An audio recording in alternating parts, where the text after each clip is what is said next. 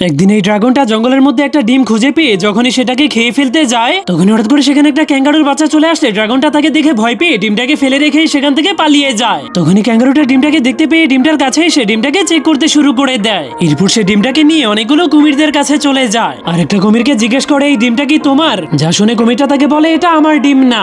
যা শুনে ক্যাঙ্গারুটা পাখিদের কাছে গিয়ে পাখিদেরকে জিজ্ঞেস করে এই ডিমটা কি তোমাদের? তখন সবগুলো পাখিরাও তাকে বলে না, এটা আমাদের ডিম না। এই জন্য পরের বার ক্যাঙ্গারুটা একটা কচ্ছপের কাছে গিয়ে জিজ্ঞেস করে এই ডিমটা কি তোমার? যা শুনে তখনই কচ্ছপের উপরে বসে থাকে একটা ছোট্ট ব্যাঙ সেই ডিমটাকে চিনে ফেলে। এই জন্য সেই ক্যাঙ্গারুকে বলতে শুরু করে নদীর কিনারে গাছের উপরে একটা পাখির বাসা আছে, আমার মনে হয় এই ডিমটা সেই পাখির বাসা থেকে পড়ে গিয়েছে। যা শুনে ক্যাঙ্গারুটা যখনই জলদি করে সেই ডিমটাকে ফেরত দেওয়ার জন্য সেই পাখির বাসার উপরে চলে যায় তখনই সে জানতে পারে কোনো ভয়ঙ্কর প্রাণী সেই বাসার উপরে আক্রমণ করে দিয়েছিল।